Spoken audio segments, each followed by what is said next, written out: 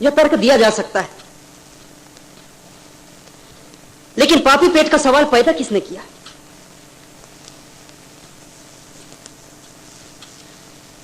संसार में आदमी को कर्म करना पड़ता है। लोग उपदेश देते हैं कर्म वीर बनो, कर्म करो।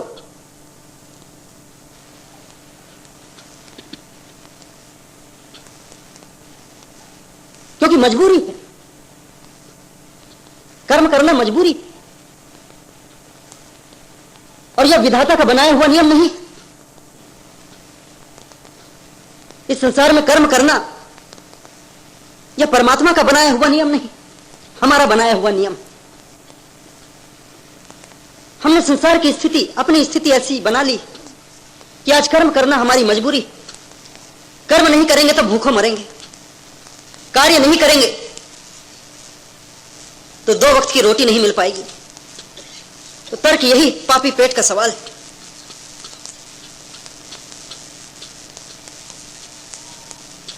लेकिन विचारने वाली बात है, पापी पेट का सवाल क्या मनुष्यों के लिए, सिर्फ मनुष्यों के लिए, संसार के अन्य प्राणियों के लिए, अन्य पशु पक्षियों के लिए? क्या यह तर्क, यह सवाल पैदा होता है?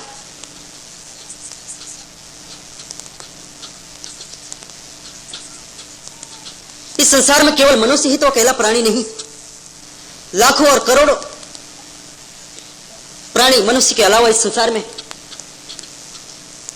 क्या उन्हें भी अपने पेट के लिए मनुष्यों की तरह कर्म करने पड़ते हैं, कार्य करने पड़ते हैं, नौकरियां करनी पड़ती, मजदूरी करनी पड़ती, खेती बाड़ी करनी पड़ती?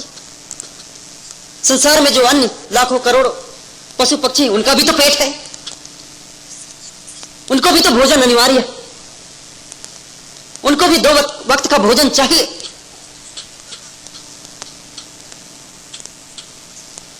फिर उनको भोजन कौन देता है? उनको भोजन कहां से मिलता है? ध्यान से सुनो और थोड़ा समझने का प्रयास करना और विचार भी करना। विचार करने वाली बात है। संसार में केवल मनुष्य को ही अपना भोजन कमाना पड़ता है, जुटाना पड़ता है। संसार में तो और भी लाखों और करोड़ों तरह के प्राणी हैं, उनको भोजन कौन देता है? संसार के अन्य पशु पक्षी अपने भोजन के लिए तो नौकरी नहीं करते, मजदूरी नहीं करते हैं, खेती बाड़ी नहीं करते, फिर उनको भोजन कहां से मिलता है? उनको भोजन कौन देता है? अजगर करे न चाकरी, पंछी करे न काम, दास मलुक सलुक कहत है सबके दाता राम। अजगर करे न चाकरी, पंछी करे न काम। संसार का कोई भी पशु पक्षी, कोई भी प्राणी न किसी की नौकरी करता है, न पेट के लिए कोई कार्य करता है, न खेती बाड़ी करता है, न मजदूरी करता है। दास मलुक सलुक कहत है सबके दाता राम। सबका दाता तो वह परमात्मा बैठा है, लेकिन उस परमात्मा ने मनुष्य को क्यों छोड़ दिया? संसार के तमाम पशु पक्षियों को वह भोजन दे रहा है प्रकृति से, प्राकृतिक तौर पर, स्वाभाविक तौर पर उन्हें भोजन प्राप्त हो रहा है। जिन्हें नहीं सुनना है जा सकते। कृपया हल्ला गुल्ला ना करें या फिर यह सभा समाप्त की जाए।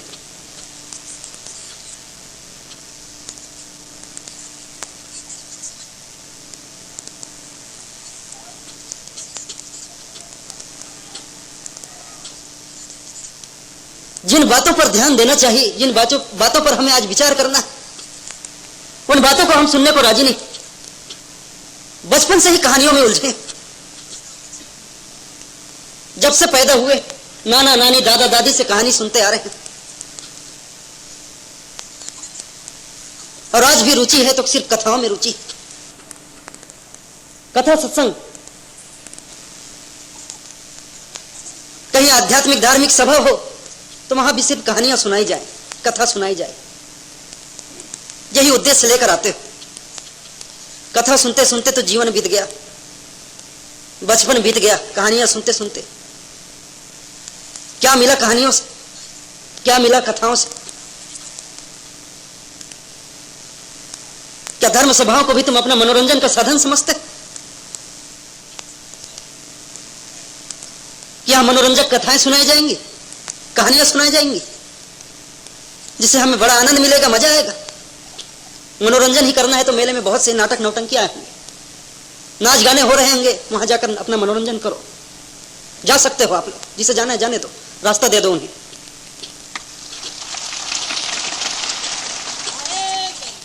धर्म सभा को भी तुम अपने मनोरंजन का साधन बनाकर रखते हो।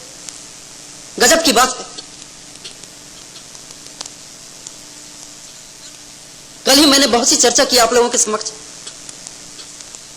कि अब समय आ गया है हमें विचार करना है, जिससे हमारी समस्याओं का समाधान निकले। और आज भी आप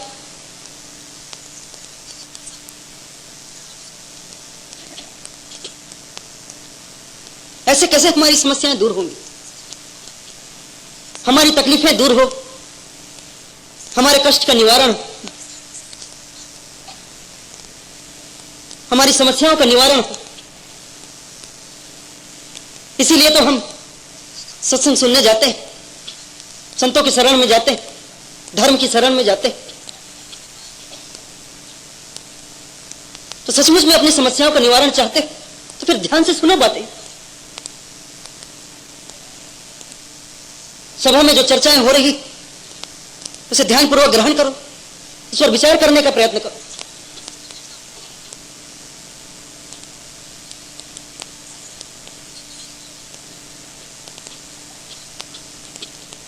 विचार करने वाली बातें, संसार में लाखों करोड़ों तरह के पशु पक्षी प्राणी, उन सबको भोजन मिल रहा है, उनको अपना भोजन कमाना नहीं पड़ता है। प्रकृति ने उन्हें जन्म दिया तो जन्म के साथ उन्हें भोजन भी दे रही, लेकिन उसने मनुष्य को ही क्यों छोड़ दिया? मनुष्य को अपना भोजन स्वयं क्यों कमाना पड़ता है? मनुष्य को अपना भोजन स्वयं क्यों पैदा करना पड़ता है?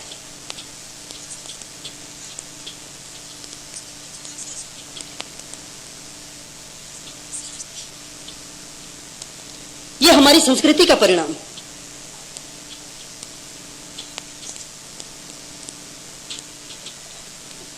प्रकृति जब लाखों करोड़ों पशु पक्षियों को भोजन दे रही है तो निश्चित ही वह मनुष्यों को भी भोजन दे सकती है, और उसने दिया भी है।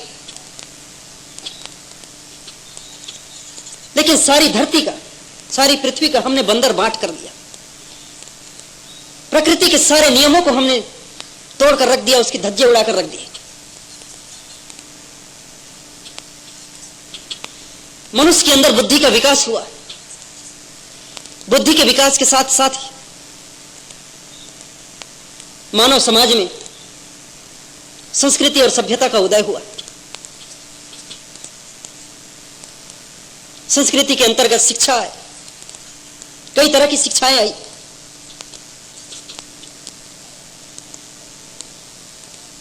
परंतु समय के प्रवाह में बहते बहते बहते बहते मनुष्य की संस्कृति न जाने कब, किस घड़ी, किस क्षण, किस मोड़ पर भोगवाद की ओर मुड़ गई, हमें पता भी नहीं चला। आज हम पूर्णतः भोगवादी हो गए।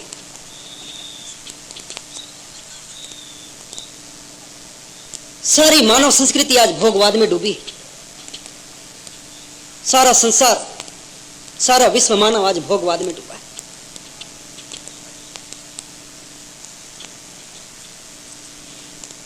चारों ओर संसार में जहां भी जाएंगे भोगवाद ही जोरों पर है, अपने चरम पर है। भोग करो, भोग करो, भोग करो। संसार का जितना हो सके भोग करो, जैसा हो सके भोग करो, ज्यादा से ज्यादा भोग करो। और इस भोगवादी संस्कृति ने ही जन्म दिया राजनीति। राजनीति का क्या अर्थ है? राज करने की नीति।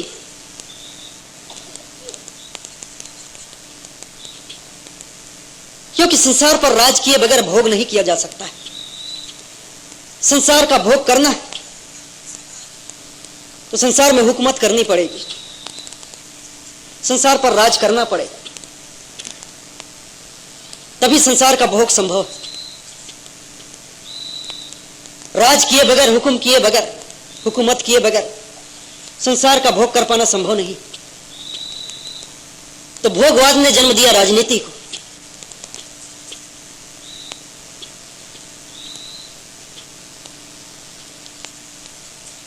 हर व्यक्ति सोचता है कैसे मैं दूसरों पर राज करूं, कैसे मैं दूसरों पर हुकूमत करूं, कैसे दूसरे मेरी आज्ञाओं का पालन करें।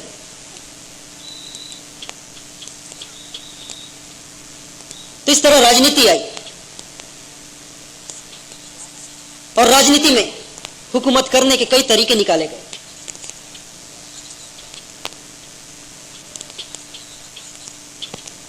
सिर्फ खादी का कपड़ा पहनकर, टोपी लगाकर, गांधी टोपी लगाकर घूमने वाले ही राजनीति नहीं करते। संसार का प्रत्येक व्यक्ति राजनीतिज्ञ है। हर व्यक्ति दूसरे पर राज करने की सोचता है और राज करने का एकमात्र उपाय है दूसरे का हक मार लो, दूसरे का हक दबा लो, दूसरे का हक छीन लो।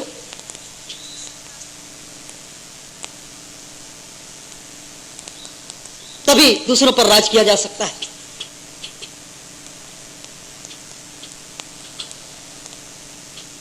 एक व्यक्ति 10 लोगों का हक छीन ले,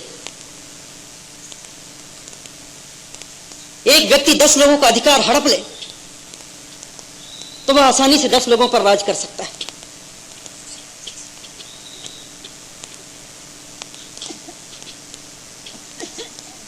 संसार जो है, संसार में जितने प्राणी, जितने मनुष्य, क्या उनमें वह बराबर बराबर बटा है? आप विचार करो। संसार जो है, क्या वह सभी लोगों में बराबर बराबर बटा है? नहीं बटा है। किसी के पास 100 एकड़ जमीन है, किसी के पास 50 एकड़ जमीन है, किसी के पास 500 एकड़ जमीन, किसी के पास 10 एकड़ जमीन और किसी के पास जमीन ही नहीं। जिसके पास जमीन ही नहीं वो भोजन पाएगा कैसे? तो लाचारी में, मजबूरी में फिर जिसके पास 50 एकड़ जमीन है, 100 एकड़ जमीन है, उसके यहां उसे नौकरी करनी पड़ेगी, उसकी गुलामी करनी पड़ेगी, तब उसको उसका हक मिलेगा। जिसने 10 लोगों की जमीन छीन रखी हो, हड़प रखी हो, और जिसके पास बिल्कुल ही जमीन नहीं, जो भूखे मर रहे हैं, वो उनसे कहता है तुम मेरी गुलामी करो, तुम मेरी मजदूरी करो, तुम मेरे घर नौकरी करो, तब मैं तुम्हें तुम्हारा हक दूंगा, तब मैं तुम्हें तुम्हारा भोजन दूंगा। यह राजनीति। आज सारा संसार मुट्ठी भर लोगों के हाथ में,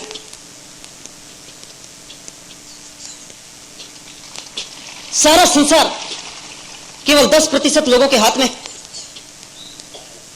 और बाकी के 90% लोग इन 10% पूंजीपतियों की गुलामी कर रहे हैं, नौकरी कर रहे हैं, तब उन्हें उनका हक मिल रहा। यह है राजनीति, यह है भोगवाद का परिणाम।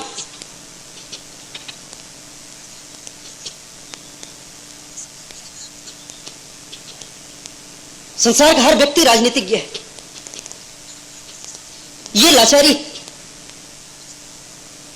और यह मजबूरी, यह सवाल, पापी पेट का सवाल,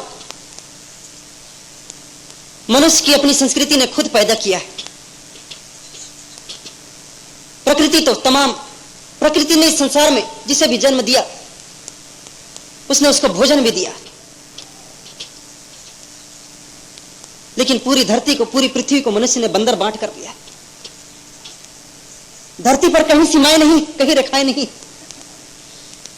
लेकिन कागज के नक्शे पर हमने तमाम सीमाएं बना रखी, लकीरें खींच रखी। भारत है, पाकिस्तान है, चीन है, रूस है, अमेरिका है। धरती पर कहीं ये सीमाएं नहीं, भारत की सीमा धरती पर कहीं नहीं। भारत का जो नक्शा हम देखते हैं कागज के टुकड़ों पर, आप आसमान पे जाकर धरती को देखोगे तो ऐसा भारत आपको कहीं नजर नहीं आएगा। सारी धरती, सारी पृथ्वी एक अखंड रूप में आपको दिखलाई पड़ेगी। लेकिन राजनीति ने पूरी धरती को बांट दिया, खंड खंड कर दिया। और इस राजनीति का ही परिणाम, इस भोगवादी संस्कृति का ही परिणाम, जो आज इतनी गंभीर और गंभीर समस्याएं पूरे संसार में खड़ी हो गई, विश्व मंच पर खड़ी हो गई। ये सारी समस्याएं राजनीति और भोगवादी संस्कृति की देन। तो इन तमाम बातों पर हमें विचार करना है। क्या जो भी हम कर रहे हैं, क्या यही सब कुछ करने के लिए हम इस संसार में आए? लेकिन आज हम मजबूर हैं यह सब करने के लिए, क्योंकि पापी पेट का सवाल है। कर्म करना आज हमारी लाचारी, क्योंकि हमारा हक, हमारे अधिकार मुट्ठी भर लोगों के हाथों में चला गया है।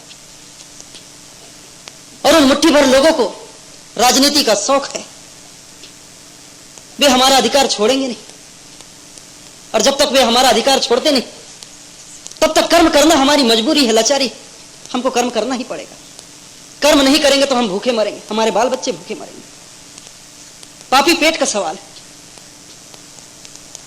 वास्तव में बहुत बड़ी लाचारी है, बहुत बड़ी मजबूरी है। और क्या इसका समाधान? इसका तो एक ही समाधान कि उन मुट्ठी भर लोगों को, उन मुट्ठी भर राजनीतिज्ञों को साहेब की दया से, साहेब की प्रेरणा से सद्बुद्धि आ जाए और वे दूसरों का हक छोड़ ले, दूसरों का अधिकार उन्हें सौंप दे और इस संसार से, इस प्रकृति से केवल उतना ही ले जितना उनको जरूरत है। और ये प्रत्येक व्यक्ति का कर्तव्य है कि इस प्रकृति से हम उतना ही लें जितने की हमें आवश्यकता है। कल डॉक्टर साहब ने, बृजराज जी ने एक बात कही, आज विश्व की समस्याओं का समाधान कबीर साहब के बाणी वचनों से ही हो सकता है। इसलिए मैं प्रयत्न कर रहा हूं कि साहब कबीर के बाणी वचन विश्व मंच पर जाएं। और ये बिल्कुल सही बात है, इससे बड़ी कोई समस्या नहीं। और इस समस्या का समाधान कबीर साहब के 2 लाइन के दोहे से मिल जाता है। साईं इतना दीजिए जामे कुटुंब समाए, मैं भी भूखा न मरूं साधु न भूखा।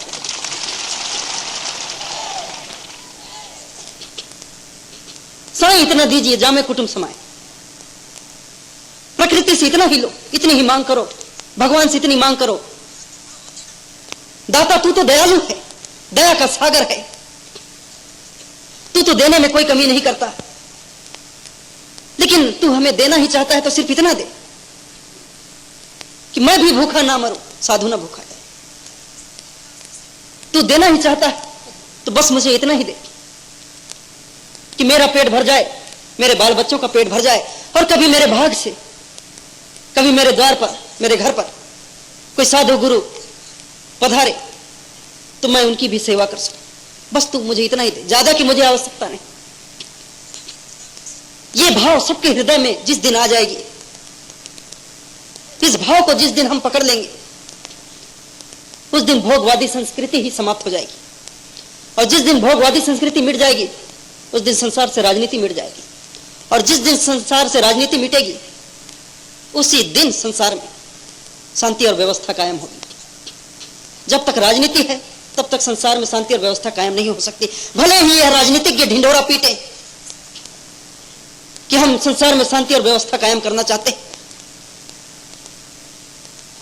और गजब की बात है कि सारी अशांति और सारी अव्यवस्था ये राजनीतिज्ञों के कारण ही फैली।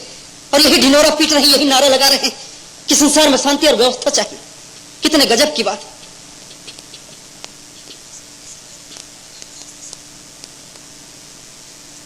तो सदगुरु उनको सद्बुद्धि दे कि वो राजनीति छोड़े इस जीवन के मानस तन को जो हमने पाया है, मनुष्य जन्म लेकर आए, उसका परम उद्देश्य क्या है, इस ओर अपना ध्यान लगाएं। तो हर मनुष्य को विचार करने की आवश्यकता है और गंभीरता से विचार करने की आवश्यकता है कि आज हम संसार में जो कुछ भी कर रहे हैं, क्या यही करने के लिए हम संसार में पैदा हुए? यही सब कुछ करने के लिए हमें मानव तन मिला? नहीं। मनुष्य जन्म तो मुक्ति का द्वार है, क्योंकि मनुष्य के पास ही बुद्धि है, सोचने समझने की शक्ति। मनुष्य जन्म में आकर ही हम विचार कर सकते हैं। तो मनुष्य तन को पाकर हम विचार छोड़कर दुनिया के झंझटों में लग गए, तो कितने अफसोस की बात है कि यह दुर्लभ मानुष तन हम गंवाने जा रहे हैं। और साहब कहते हैं, मानुष ऐसा जीवरा, बहुरी न दूजी बार, पक्का फल जो गिर पड़े बहुरी न लागे, बहुरी न लागे डार। मानुष ऐसा जीवरा, मिले न दूजी बार। और ये मनुष्य तन, मनुष्य जीवन ऐसा जो दोबारा मिलना हमें संभव नहीं, एक बार ही मिला। और साहब कह रहे हैं ये दोबारा नहीं मिलेगा, मिले ना दूजी बार। और ऐसा अमूल्य मानुष तन पाकर हम उसे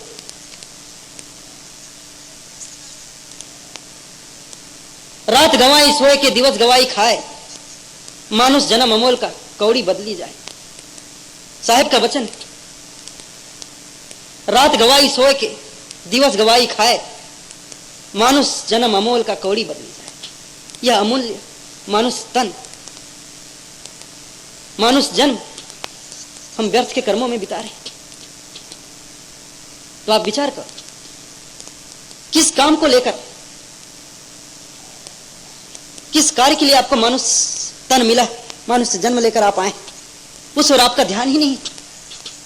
तो जिस घड़ी जिस क्षण आप गंभीरता से विचार करोगे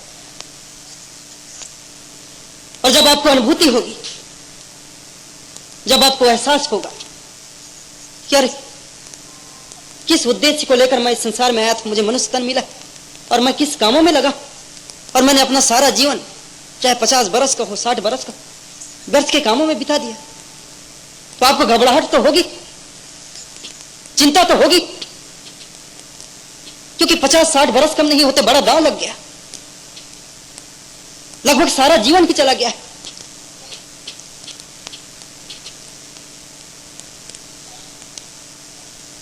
तो व्यक्ति को जब अचानक बोध हो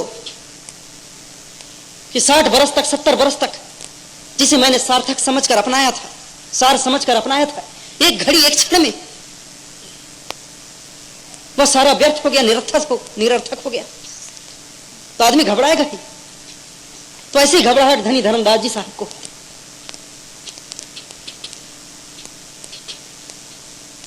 तो माता आमीन ने धनी धर्मदास जी साहब को सांत्वना दिया, ढाढ़स बंधाया।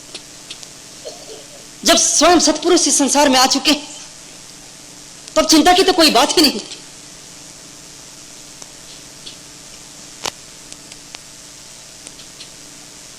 कहीं ना कहीं साहब से दोबारा भेंट हो ही जाएगी। चलिए आज ही, इसी क्षण, इसी घड़ी हम सदगुरु की खोज में चल पड़े, सदगुरु को ढूंढने निकल पड़े। उसी घड़ी, उसी क्षण माता अमीन का यह कथन सुनते ही धर्मदास जी उठ खड़े हुए, माता अमीन का हाथ पकड़ा और दौड़ते हुए अपने भवन से निकल गए। लोग पुकारते रह गए, रुको रुको रुको, कहां चले जा रहे हो? अपना भवन, अपना महल, अपना माल खजाना, अपना व्यापार, वर्षों की कमाई, करोड़ों की कमाई, करोड़ों की धन और संपत्ति, इतना कमाने में, इतना जुटाने में कई जन्म बीत जाते हैं। तुम्हें भाग से इतना धन मिला, इतनी संपत्ति मिले, तुम उसे छोड़कर कहां भागे जा रहे हो? धर्मदास जी ने उनकी बातों को ध्यान ही नहीं दिया, सुना ही नहीं। अब तो उनकी सुरती लग गई थी सदगुरु के चरणों में, और जिसकी सुरती लग जाती है सदगुरु के शरण में, उसे दुनियादारी की बात सुनाई नहीं पड़ती। दुनियादारी की बात उसे ही सुनाई पड़ती जिसकी सुरती गुरु के चरणों में नहीं, गुरु के शब्दों में नहीं। और ऐसे ही लोग ऐसे व्यर्थ के सवाल करते हैं।